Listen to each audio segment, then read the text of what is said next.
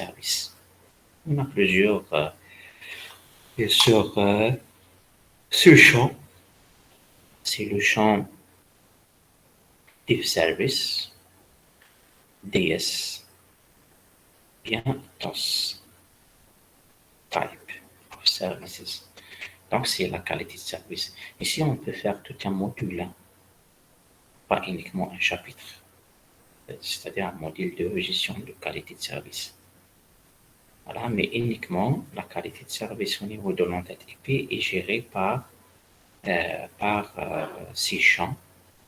Et généralement, pour implémenter une qualité de service au sein d'un réseau, il faut d'abord commencer par lister les différents services. Qu'est-ce que ça veut dire les différents services? D'abord, lister les différents types de trafic. Vous avez un réseau, OK.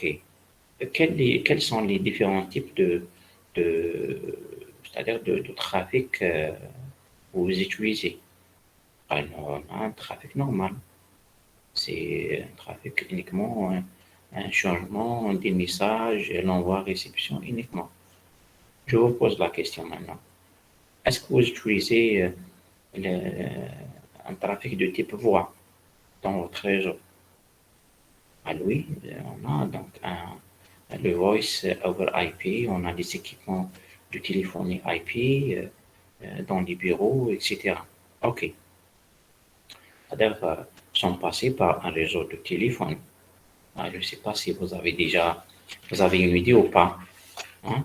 C'est-à-dire, on peut installer des terminaux IP, hein, c'est la téléphonie IP, comme c'est un téléphone filaire, voilà, même sans fil, voilà, connecté au niveau de chaque bureau. On peut le connecter directement à une carte réseau, voilà, et on peut parler avec les autres collègues. Les autres collègues, soit dans le même bâtiment, soit dans les différents bâtiments. Si on a un réseau privé, WAN, et où il y en a plusieurs régions, c'est-à-dire on a la région Est et Ouest et Centre, donc on peut même, c'est-à-dire discuter en téléphone avec des utilisateurs qui ne sont pas dans la même région, sans passer par n'importe quel opérateur téléphonique. C'est notre propre téléphonie IP. Par exemple, au niveau de Babzoa, on peut implémenter ça d'abord. Je pense d'ailleurs il est déjà implémenté. Est-ce qu'il est en service ou pas? Je ne sais pas. D'accord? Maintenant, il y a un trafic normal, il y a un trafic de type voix, il y a peut-être un trafic de type FTP, il y a un trafic de type streaming, vidéo, etc. Donc, on commence par lister d'abord les différents types. Après, on va les donner des priorités. Le trafic prioritaire passe en premier. Voilà. Et il faut c'est-à-dire, on utilise cette notion de priorité, ce qu'on appelle donc c'est des configurations. C'est des configurations, généralement même, on peut configurer ce qualité de service au niveau d'un routeur. Voilà, c'est-à-dire, dès que le paquet arrive, comment on fait, nous, la différence? On ne peut pas savoir au niveau du routeur que c'est un trafic de type IP ou bien de type, de type voix ou bien de type streaming ou bien un trafic normal. On n'a pas, c'est-à-dire les moyens qui vont nous permettre de savoir le type, mais on va faire la différence c'est-à-dire en utilisant l'adressage IP. Le type voix il est configuré dans le réseau 10, 10, 10, 10, 1, 0. Le trafic normal, il est dans le réseau 192.1.0. L'autre trafic, il est dans un autre réseau, etc. Et quand le paquet arrive au niveau du routeur, parce que c'est local, ce qui nous intéresse, c'est quel est le paquet qui va être routé depuis le routeur en premier. D'accord? Donc, on commence par les paquets. Les paquets, c'est-à-dire on va comme si mettre des tickets. Des tickets sur les paquets. Voilà, c'est un paquet de type voix donc prioritaire. On va lui taguer par un numéro 1, le deuxième numéro 2, le troisième numéro 4. Après, on a une politique de qualité de service que nous avons implémentée. Voilà. On a discuté, bien sûr, on a conçu cette politique, après on a configuré la politique. Et le paquet sera routé selon, bien sûr, selon cette politique. Voilà, comme je vous ai dit, c'est la qualité, quand on parle de la qualité de service, euh, même si on réserve un chapitre dédié pour la qualité de service, ça sera insuffisant. Maintenant, le troisième champ, c'est somme du contrôle, hein, en tête. C'est généralement utilisé pour détecter s'il y a, c'est-à-dire ce qu'on appelle détecter la corruption dans l'entête IP. Voilà. C'est-à-dire vérifier l'entête, est-ce que l'entête IP est correcte ou non. Voilà. Et une information très utilisée, c'est la quatrième information, c'est la durée de vie, bien time to live, hein, ce qu'on appelle le TTL. Le TTL est très utilisé. Très utilisé et tout à l'heure, je vous ai parlé, c'est-à-dire ce champ permet d'éviter la boucle réseau. Qu'est-ce que ça veut dire boucle réseau? Est-ce que vous avez une idée? Hmm? Allô? Un un routage infini. Un routage rat? Un routage infini. Ah, C'est-à-dire qui tourne en boucle. qui tourne en boucle. Très bien, c'est ça. On ne dit pas un routage, mais on dit, c'est-à-dire un paquet qui exactement, c'est un paquet qui est routé, c'est-à-dire à l'infini, d'accord? C'est-à-dire le A envoie le paquet à B, le B à C, le C à A, le A à B, ainsi de suite, d'accord? C'est un cercle infini, hein, routage.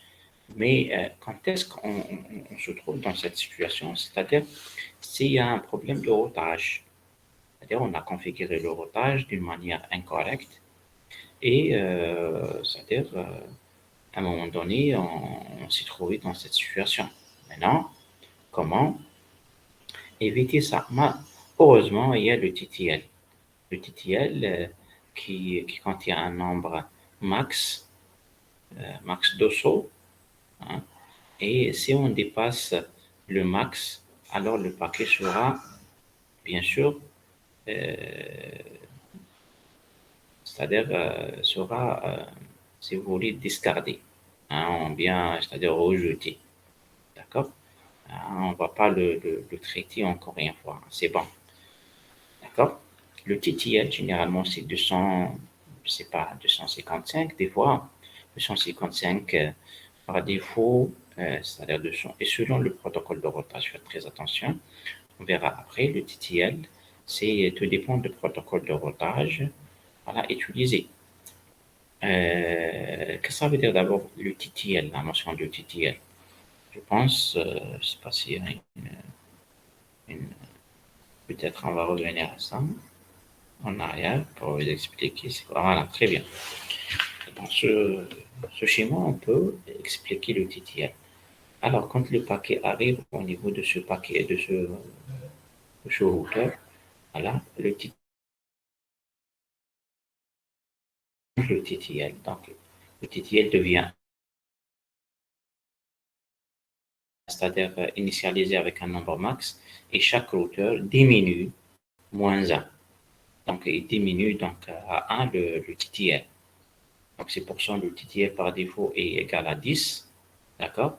Quand le paquet arrive au niveau de ce routeur, dès qu'il envoie c'est-à-dire il initialise le TTL à 10, le deuxième, quand il reçoit, il fait TTL moins A, donc 9.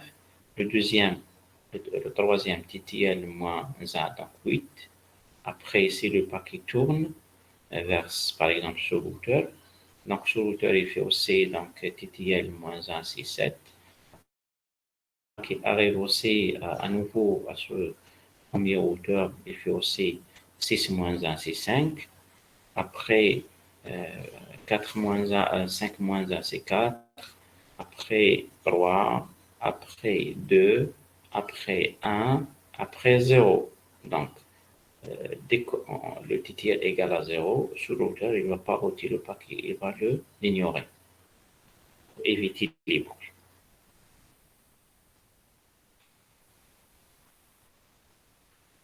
Je pense que c'est clair. Mhm. Oui. Après, il y a le champ protocole. C'est les protocoles qu'on peut trouver, voilà, soit de la couche network, soit c'est des protocoles, voilà, supportés par le protocole IP, ICMP, TCP, UDP, etc. Et les deux dernières informations, comme on a déjà expliqué ça, c'est l'adresse IP source et l'adresse IP de destination. Voilà.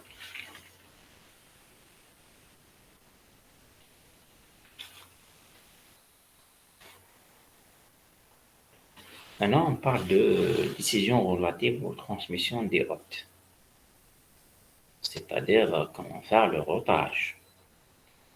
Comment faire le routage, on ne va pas aborder le routage en détail, mais juste, c'est des explications. Alors, les paquets, généralement, sont créés au niveau de la source.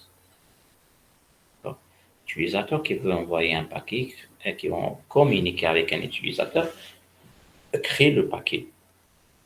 D'accord. Et au niveau de chaque utilisateur, c'est-à-dire les terminaux, bien les utilisateurs, les PC hôtes, voilà, il y a ce qu'on appelle une table de routage. Donc, chaque hôte crée une table de routage. D'accord. Un hôte peut, par exemple, envoyer des paquets aux éléments suivants. Bien sûr, il peut envoyer le paquet en lui-même. Il peut aussi envoyer un paquet euh, euh, un utilisateur qui appartient au même réseau local, comme il peut envoyer donc l'information via le paquet à un utilisateur distant. Quand on dit lui-même, c'est-à-dire à cette adresse IP, hein, parce que toujours il y a une adresse IP par défaut, même quand sans configurer l'adressage IP, il y a cette adresse IP par défaut, c'est 125.0.0.1. Si on est IPv4 et on est IPv6, bien sûr, c'est le dernier, si vous voulez, octet, c'est 1. Mais toujours dans l'adressage IP, on utilise les deux points. Les deux points, c'est superposé. Hein, superposé. Regardez. De toute façon, on verra donc le protocole IP. Pour l'instant, on ne s'intéresse pas à ce protocole IPv6. D'accord. Donc, ce qui est important pour le moment, c'est que c'est le paquet créé au niveau de la source et envoyé soit localement, soit en lui-même. En lui-même, c'est peut-être pour faire une vérification, un check spécifique. S'il y a une application qui se tourne au niveau du PC ou bien serveur et qui permet de... Donc, il y a toujours des déconnexions, je pense. Parce qu'on est toujours neuf. 1, 2, 3, 5, 6, 7. Oui, toujours 7.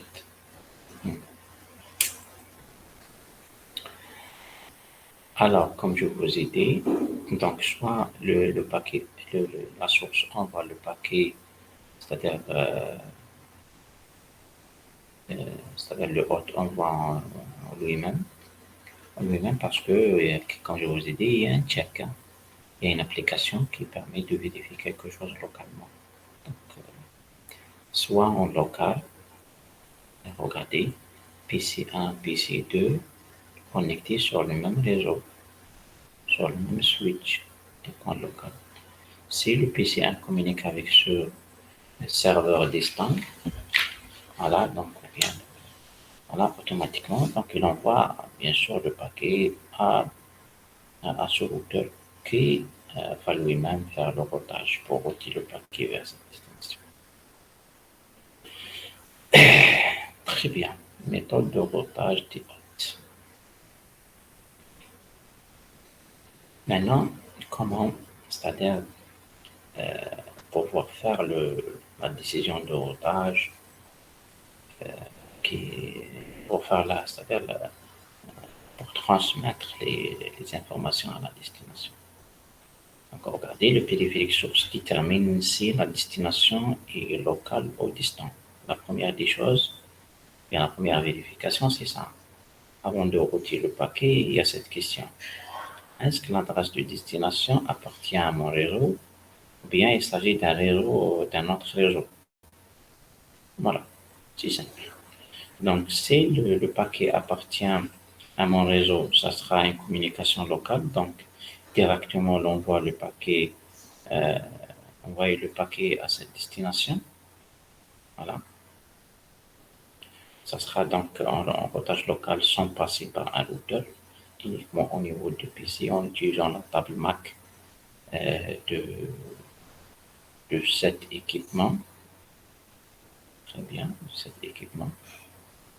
IPv6, la source utilise l'adresse réseau et le fixe. Pardon, donc quand on parle donc c'est-à-dire comment déterminer, c'est-à-dire comment router d'abord le paquet, il faut regarder l'adresse IP de destination. Donc, s'il s'agit de IPv4, donc, la source utilise bien sûr sa propre adresse IP et le masque de ce réseau, ainsi que l'adresse de destination. Deux informations, voilà, qui va permettre de, bien sûr, savoir si la destination appartient à mon réseau ou non. Quand vous utilisez le IPv6, donc la source utilise l'adresse IP réseau et le préfixe annoncé par le routeur local. D'accord. Il y a ce qu'on appelle la notion de préfixe quand on utilise le IPv6. D'accord. Quand on utilise le IPv6, il y a la notion de préfixe. Donc, on ne va pas, c'est-à-dire, donner plus de détails sur ça. On va étudier le IPv6 globalement vers la fin du programme. Voilà. Le trafic local est bien sûr, comme je vous ai dit, est envoyé directement à l'équipement qui fait la liaison, c'est-à-dire c'est le switch. Après, le switch va sélectionner c'est-à-dire le port sur lequel la destination est connectée en utilisant l'adresse MAC.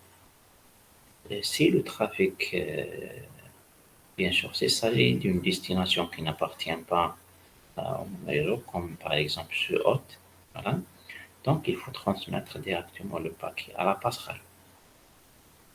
D'accord? À la passerelle. La passerelle, c'est une adresse IP. On a fait d'abord la semaine passée le TP et on a configuré la passerelle. La passerelle, c'est une adresse IP appartient au même réseau, mais elle doit être configurée au niveau de l'interface, voilà, sur lequel on a connecté voilà, notre équipement de liaison. D'accord? C'est cette interface. C'est cette interface.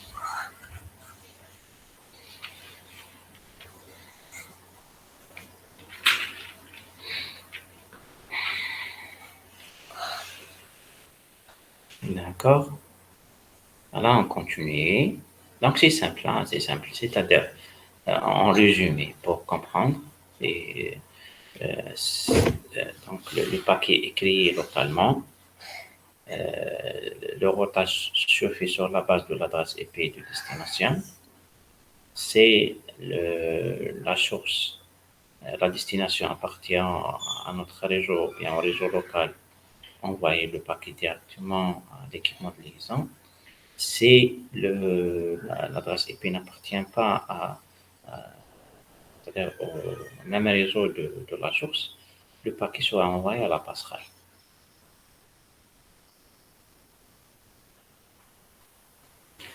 Quand on parle de la passerelle, donc il faut savoir c'est quoi la passerelle. D'accord? Donc on parle de l'utilisation de la passerelle par défaut. Ou bien la gateway, default gateway. Regardez, donc c'est la passerelle ou bien le default gateway, un DGW, d'accord? DGW, d'accord? Donc,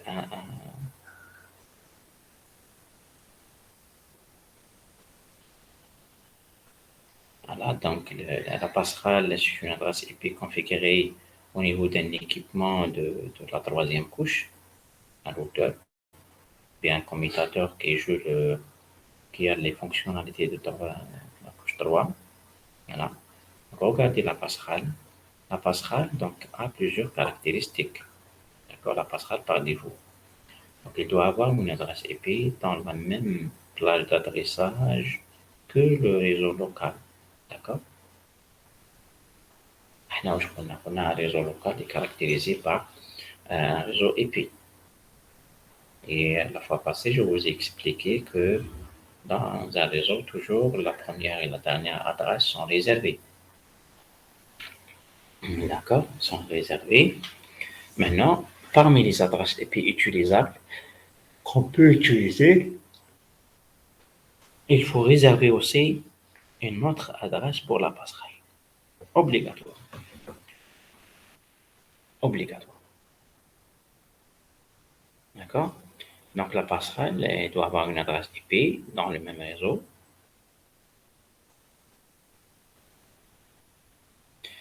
Le rôle de la passerelle par défaut, c'est de, bien sûr, recevoir les données envoyées par les terminaux locaux. Ces paquets sont envoyés à des utilisateurs qui n'appartiennent pas au même réseau. Donc, la passerelle doit être capable de transférer donc, ces paquets vers ces réseaux de destination. Voilà, donc en faisant le routage, bien sûr. Donc faites très attention. Donc, c'est un périphérique qui n'a pas une passerelle. Il ne peut pas configurer avec il peut pas communiquer avec les utilisateurs qui n'appartiennent pas à son réseau. D'abord, la configuration doit être configurée au niveau d'un équipement niveau 3, c'est-à-dire appartient à une interface d'un routeur. Mais au niveau de notre carte réseau,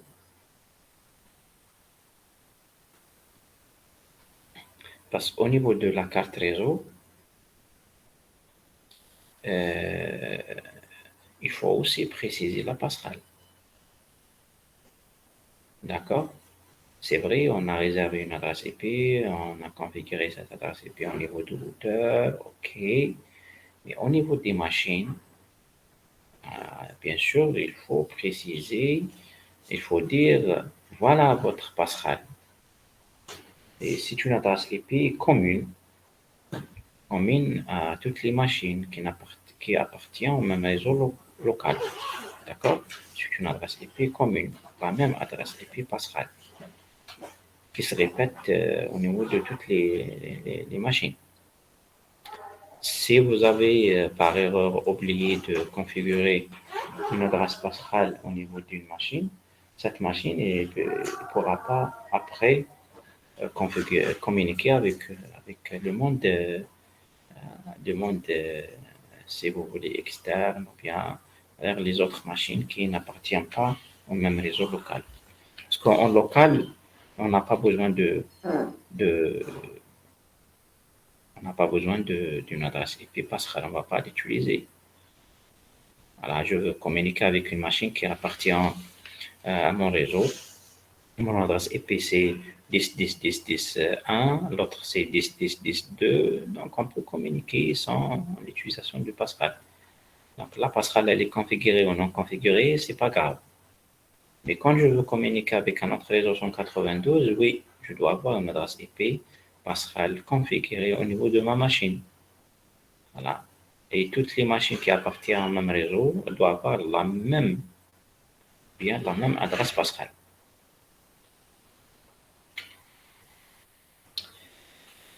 Très bien. Maintenant, quand on parle de routage, toujours on parle de la passerelle par défaut. D'accord?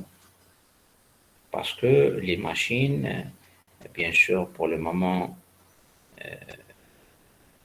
La hôte, bien sûr, connaît son adresse passerelle. Soit elle est configurée d'une manière statique par l'administrateur, ou bien configurée d'une manière dynamique en utilisant un serveur DHCP.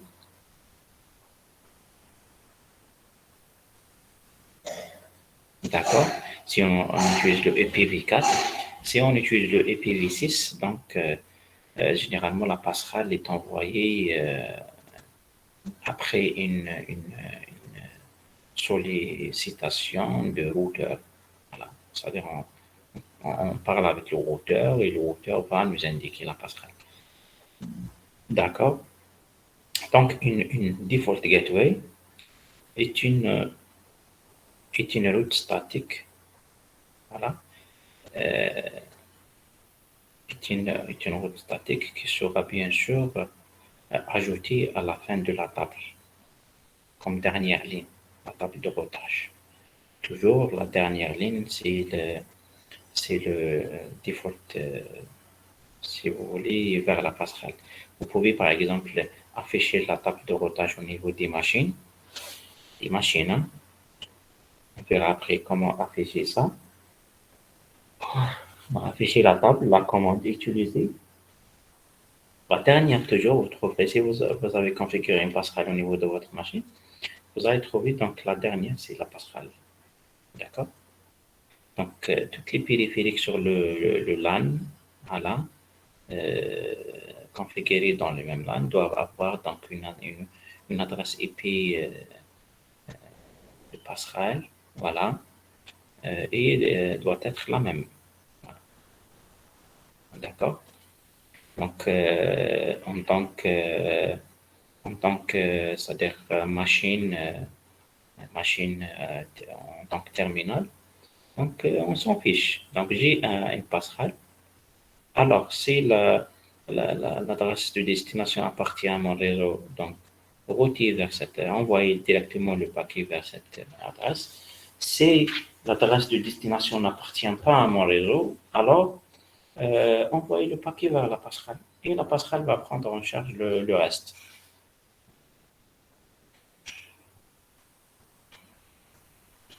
Voilà, juste dans le schéma, regardez, il y a un réseau local. Hein, local network route, c'est la 192.168.10.0/24. OK. L'adresse IP du premier PC, c'est 10, soi-disant 10.10. PC2, c'est 10.15. Et la passerelle, c'est 10.1. Regardez. Toujours au niveau des ports, on met le dernier octet de l'adresse. Le dernier octet. Parce que les trois autres sont fixes, sans les mêmes. Regardez, 192, 168, 10. 10, 192, 168, 10, 15, 172, 168, 192, 168, 10, 1. 1, c'est la passerelle. D'accord? Donc, si PC1 communique avec PC2, c'est directement, sont passés par le routeur. Si le PC1 communique avec un autre réseau, il n'appartient pas à ce réseau, voilà. Donc, directement envoyer le paquet vers cette adresse, qui est là, 192, 168, 10, 1. Regardez. Mais, c'est vrai, on a configuré la passerelle ici, mais il faut au niveau des PC préciser dans la carte réseau, dans les paramètres IP de chaque carte réseau, il faut préciser l'adresse IP c'est 10.10, la passerelle c'est 10.1. L'adresse IP c'est 10.15, la passerelle c'est 10.1. Est-ce que c'est clair, s'il vous plaît? Je pense que c'est clair. Sauf si vous avez des questions, il faut les poser. Hein. Est-ce que vous avez des questions, s'il vous plaît?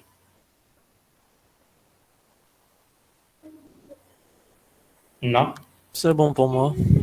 Très bien. Donc, même si vous voulez envoyer des messages, mais il faut juste m'indiquer qu'il y a un message envoyé. C'est pour ça que je peux. Bien à la fin, c'est-à-dire on peut consacrer quelques minutes pour répondre, c'est-à-dire à vos questions envoyées dans le chat. D'accord? Regardez. Regardez maintenant pour afficher la table Rotocom au niveau de chaque PC, il y a une table de routage. On ne va pas la configurer, on peut la configurer, mais généralement cette table de routage est créée et remplie au fur et à mesure selon les communications effectuées par le PC, par le terminal. D'accord? Maintenant, pour afficher la table, la table de routage au niveau de chaque machine, voilà, il faut utiliser deux commandes. Soit on va utiliser la commande root print, regardez, root print, vous voyez, ou bien netstat -r, d'accord, -6 r, d'accord, et vous allez afficher bien sûr la table de routage, d'accord. Regardez, dans cette table, il y a plusieurs informations. Il y a le network destination, le mask TAO, network mask, gateway, la passerelle, l'interface utilisée pour, c'est-à-dire sortir vers cette destination. Il y a une métrique à la fin, d'accord? Il y a une métrique, métrique ici, c'est genre de priorité, d'accord? Alors, la métrique liée à la ligne de routage, hein, c'est pas la priorité de qualité de service. Alors, regardez cette route 000, masque 000, vers la passerelle. C'est ce qu'on appelle le route par défaut. C'est-à-dire, si la destination n'appartient pas à ces réseaux, si l'adresse IP de destination n'appartient pas à ces réseaux, alors directement envoyer le paquet vers la passerelle. D'accord? L'interface utilisée, c'est 10 c'est mon adresse IP. 10. La métrique, c'est 25, plus prioritaire. D'accord? Après, c'est les adresses par défaut, regardez la 127, 00, la 127, 1, comme on a dit, c'est des adresses par défaut. Après, c'est broadcast, regardez. Et après, c'est les autres réseaux configurés par défaut. Ah, il n'y a pas, donc c'est en link, c'est-à-dire c'est en local, en local, en local. D'accord? Donc, vous utilisez, donc il faut noter ça, donc net stat .r et rootprint pour afficher la table de routage au niveau des machines.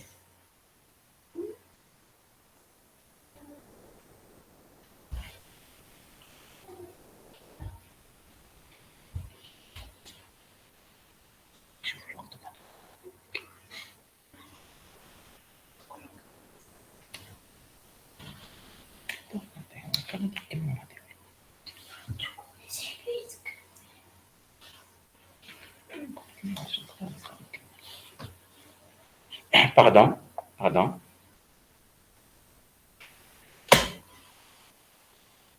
Désolé, pardon. Donc, regardez donc les trois informations, peut-être trois sections affichées par ces deux commandes, la liste des interfaces, toutes les interfaces potentielles et l'adresse MAC, d'accord, euh, la table de routage IPv4 et la table de routage IPv6. Ce qu'on a affiché, c'est la table de routage IPv4. Je continue. La décision relative à la transmission de paquets. Voilà. Donc, comment maintenant router les paquets? D'accord? Comment maintenant router les paquets? Que se passe-t-il lorsque le routeur reçoit la trame ou bien ce qu'on appelle donc le paquet du périphérique? Voilà. C'est-à-dire, on ne va pas parler de communication locale, on va parler de routage donc, entre les réseaux. La communication entre les réseaux. Donc, il faut utiliser la table de routage. Il faut utiliser la passerelle. Regardez, il y en a 7 machines, PC1 et PC2. Sont géographiquement distants. Voilà. Sont géographiquement distants. Il faudrait bien sûr communiquer le paquet de ce réseau qui est, donc, je pense, c'est la Le paquet, voilà, le paquet, c'est le réseau local 682.68.10.0/24. On a le paquet, la source, c'est 10.10, appartient à ce réseau. Le paquet est envoyé vers cette destination. 10, destination, ok, c'est 10.1.1, 10. Normalement, c'est 10.10. On a 2, normalement, c'est 1, mais c'est pas grave. C'est pas grave. Et ce qui nous intéresse, c'est qu'une machine appartient à ce réseau, veut communiquer avec une autre machine qui appartient à un autre réseau. Voilà. Donc, la machine précise la destination. Le paquet est créé au niveau de PC1, envoyé directement vers la passerelle. La passerelle de ce réseau, bien de cette machine, c'est 192.168.10.1. Regardez. Configuré au niveau du routeur R1 sur l'interface Giga 000. Alors, directement, le R1, qu'est-ce qu'il va faire? Il va regarder comment dirais-je, il va regarder sa table de routage. Est-ce qu'il trouve, par exemple, un chemin qui mène vers la table de routage, donc vers cette destination? S'il trouve plusieurs chemins, donc il va choisir le meilleur chemin. Donc, regardez la première ligne. Est-ce que la destination 10, 10, 10, on va dire 10, 10, 1, 1 appartient à la première ligne? Non. Est-ce qu'elle appartient à la deuxième ligne? Non. Est-ce que 10, 1, 1, 1, oui, appartient à ce réseau? Alors, il trouve le next hop. Regardez. Alors voilà, pour arriver à ce réseau, parce que la destination appartient à ce réseau, il faut envoyer le paquet vers R2. Voilà, regardez R2. R2, il est là. Donc, directement, le R1 va transmettre le paquet vers R2. Très bien. Après, quand le paquet arrive à R2, il va faire la même chose. Il va regarder sa table de routage. Il va trouver, il va chercher un chemin qui mène vers le réseau de destination. Il va trouver que le paquet, le réseau de destination, c'est un réseau connecté. Connecté, voilà. Et dans ce cas, il va transmettre le paquet directement vers la machine. D'accord? On va lire ce qu'on a mentionné ici comme information en anglais. Donc, packet arrives on the Gigabit Ethernet 000 interface of router 1. Router 1 encapsulates layer 2 Ethernet header and throttle. C'est-à-dire, il file avec le R1, il file, bien sûr, il doit faire donc la désencapsulation et lire les informations IP et faire le traitement nécessaire. Alors, router 1 examines the destination IPv4 address on the packets and searches the best match. Voilà, il va chercher donc the best match in its IPv4 routing table. D'accord? Donc, il va regarder sa table de routage, il va trouver quelle est la ligne qui, bien sûr, qui correspond, c'est ça, le matching, qui correspond avec l'adresse de destination. Il va trouver donc cette ligne. Voilà. The route entry indicates that the packet is to be forwarded to router 2. Donc, automatiquement, l'entrée header va indiquer que le paquet va être transmettre à L2. Alors, L1, donc, elle va encapsuler, ok, il va faire l'opération inverse, donc il fait l'encapsulation et il transmet le paquet vers le L2. L2, il va faire la même chose, voilà, pardon. L2, il va faire la même chose.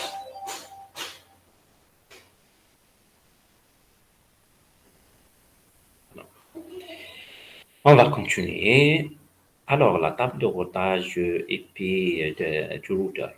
Maintenant, on a visualisé avant la table de routage au niveau de PC. Regardez, utiliser NetState-1 bien rootprint.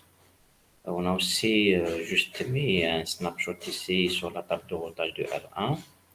Maintenant, on va parler de la table de routage au niveau de routeur. Au niveau de routeur, il y a deux choses.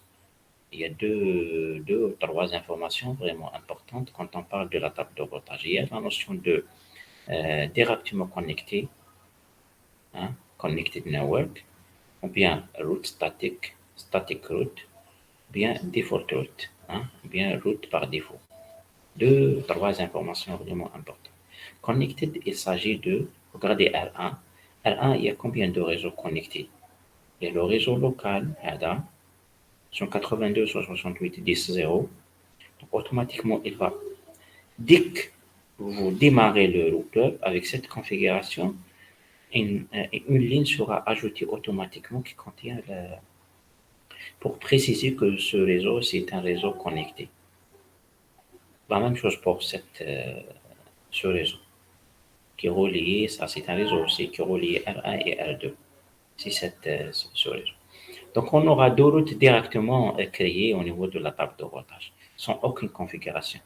La même chose, R2, une route va être ajoutée automatiquement pour préciser que le 10.1 de 0/24, c'est un réseau connecté. Et aussi la même chose pour ce réseau intermédiaire qui relie R2 et R1 va être aussi ajouté au niveau de R2.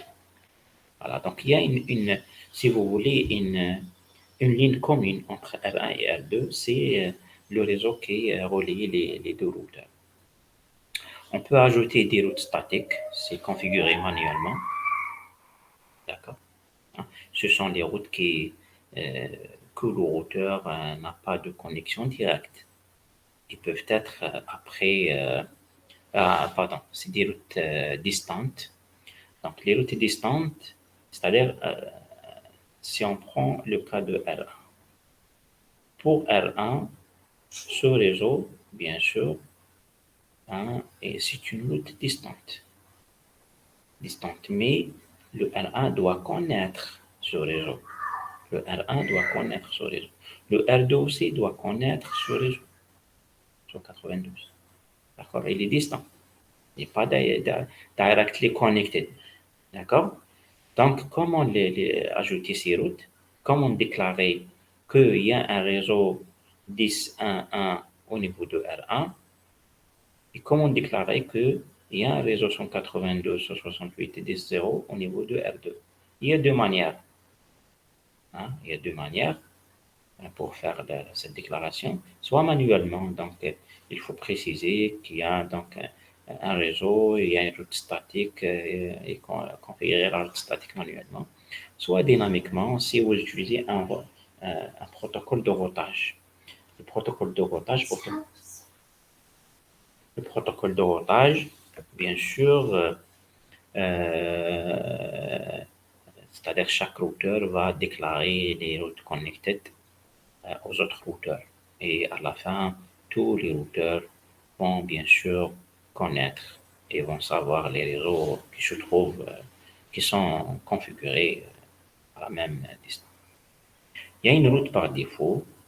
Cela transfère tout le trafic vers une direction spécifique. S'il n'existe aucune route, bien sûr, ce que le réseau souhaitait dans la table de routage. C'est-à-dire, ça veut dire default route, ou bien route par défaut. Et dans la table de routage, toujours on commence c'est-à-dire trouver un chemin vers la destination demandée. Si on ne trouve pas un chemin, on va utiliser une route par défaut. La route par défaut, on peut, nous, en tant qu'administrateur, la configurer aussi. D'accord? Ce qu'on appelle default gateway. Par exemple, si on voudrait configurer une connexion Internet au niveau de notre réseau, on a un routeur. D'accord? Bon, on connaît donc nos adresses IP locaux. On les connaît. D'accord? Mais les adresses de l'Internet, on ne peut pas. On ne peut pas les citer. Hein. C'est presque illimité, hein, entre parenthèses. Donc, qu'est-ce qu'on va faire? On va créer des routes d'une manière précise, que ce soit manuellement ou bien dynamique. Voilà. En ce qui concerne nos réseaux, les réseaux qu'on connaît. Pour le réseau Internet, on va utiliser une default route. Un défaut de route, c'est-à-dire rechercher, trouver un chemin valide vers cette destination. Si l'adresse IP n'appartient pas à la première ligne, la deuxième ligne, la énième ligne, donc il faut utiliser la default ligne, bien la default route. D'accord? Euh, Regardez le routage statique. Si on parle de routage statique, si on voudrait configurer au niveau de R1 une route vers le réseau 10.1.1.0, qu'est-ce qu'on va faire? On va, au niveau de R1, ajouter une route statique. Regardez la forme. C'est IP route. Le réseau de destination, c'est 10.1.1.0, sans masque et l'adresse IP de son suivant. Kyle, si vous voulez arriver c'est-à-dire on est en train de discuter avec R1. Kyle, écoute, R1, si tu veux arriver à ce réseau, si tu as un paquet à transmettre à ce réseau, alors il faut envoyer le paquet vers cette adresse. Cette adresse. D'accord? Cette adresse, c'est 209.165.200.226. Regardez. C'est ce qu'on appelle le next hop. Parce que c'est un réseau connu pour R1. Alors voilà, si jamais tu as un paquet vers ce réseau, voilà, directement il faut l'envoyer à cette interface. Qu'est-ce que ça veut dire envoyer à cette interface? C'est-à-dire vers R2. R2, il va le traiter après. D'accord, très bien. Donc, et après, donc une route statique, c'est clair. C'est une solution, pardon, c'est une solution pour faire le routage, ok, mais il y a des inconvénients, bien sûr. Avant de discuter des inconvénients, on va lire ce qu'on a mentionné ici. Donc, caractéristiques de la table de routage statique doit être configurée manuellement. Regardez, c'est manuellement. Doit être ajusté manuellement par l'administrateur en cas de modification de la topologie. C'est clair, c'est ça les inconvénients. S'il y a une modification de topologie, donc, supposons on a ajouté un autre routeur ici. Voilà. Regardez, supposons on a ajouté le troisième routeur. Regardez ce schéma et on a copié ce lien. Donc, il faut mettre à jour le lien. Il faut supprimer cette route et ajouter la nouvelle route statique. Donc, en cas de changement de topologie, donc il faut mettre à jour les routes. Le routage statique, généralement, on l'utilise pour les petits réseaux. Les petits réseaux stables, là où il n'y a pas beaucoup de changements, etc. On peut, c'est-à-dire utiliser le mélange entre un routage statique et un routage dynamique, oui, c'est clair. Parce que le routage dynamique, dans ce cas, s'il y a un changement de topologie, on n'aura pas besoin de, bien sûr, reconfigurer les routes. Dynamiquement, la table de routage sera changée. Mais généralement, dans des réseaux, parfois on aura besoin d'ajouter quelques routes statiques. Il ne faut pas ajouter beaucoup de routes statiques. Il faut utiliser le routage dynamique, mais ajouter le routage statique en cas de besoin. Quelques routes uniquement. Regardez la commande que vous pouvez utiliser au niveau de l'équipement, surtout Cisco, c'est cette commande.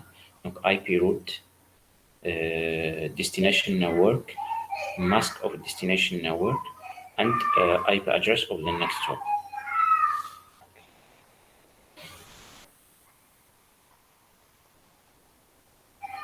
Très bien. Routage dynamique. Routage dynamique, je pense que c'est le dernier diapo. Non. Ah, il reste deux diapos, on va terminer. Comme ça, voilà, on sera très très à l'aise. Alors, le routage dynamique. On a expliqué donc le routage statique. C'est une route à ajouter manuellement. Le routage statique, donc, il faut utiliser un protocole de routage. Un protocole de routage. D'accord?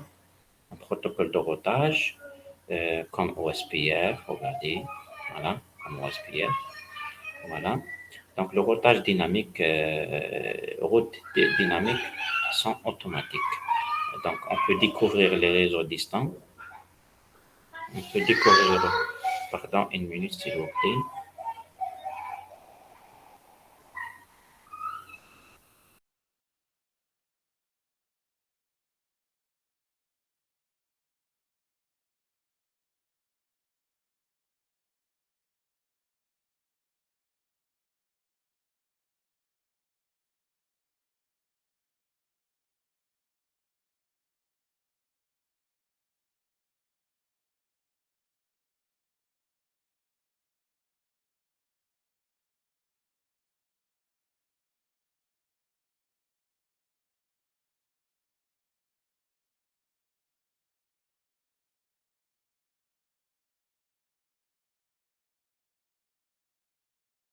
Monsieur, on vous entend pas, hein.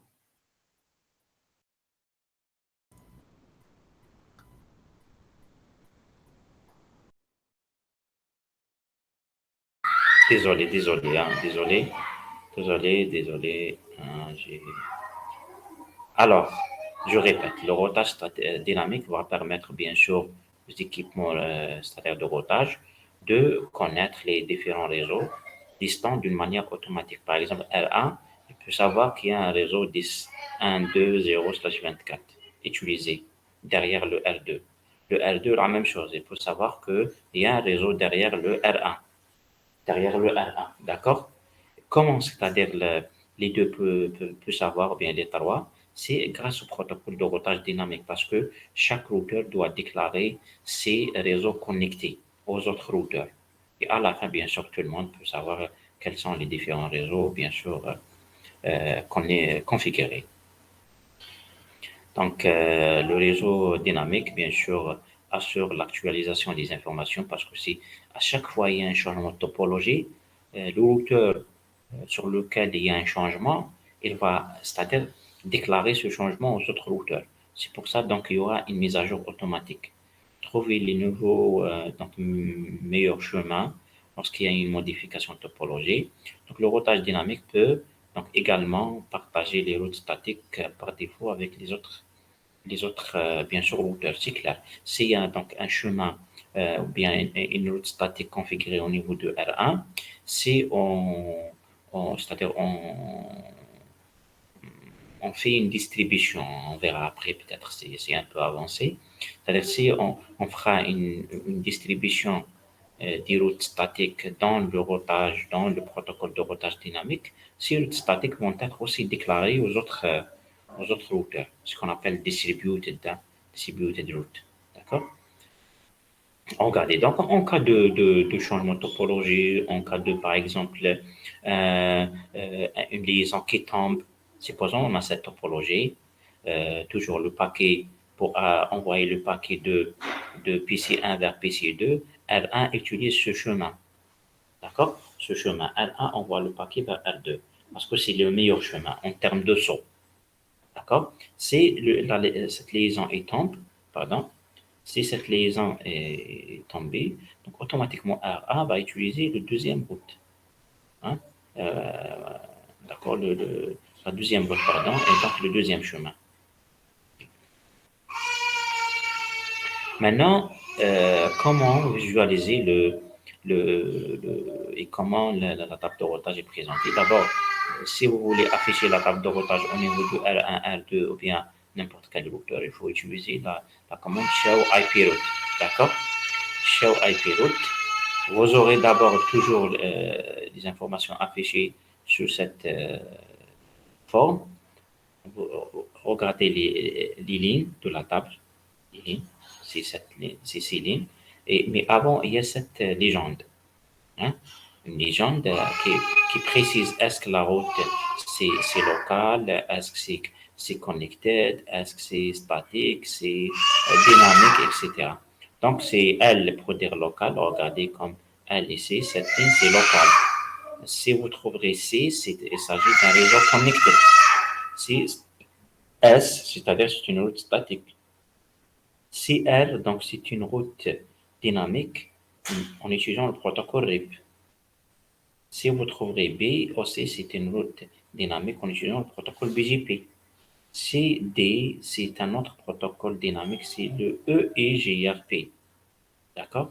O pour OSPF et ainsi de suite. Hein. D'accord? Ainsi de suite. Donc, il y en a plusieurs protocoles de routage dynamique. D'accord? Regardez, donc, OSPF, D, c'est le EIGRP. OSPF, c'est un standard, protocole de routage standardisé. Le EIGRP, c'est un bon protocole, mais propriétaire Cisco. Cette commande affiche bien sûr les types de routes, que ce soit directly connected, static route, voilà, connected route, connected network, pardon. Donc voilà, on a terminé aujourd'hui cette partie de routage. Très bien. Est-ce que vous avez des questions avant de clôturer, s'il vous plaît? Hmm?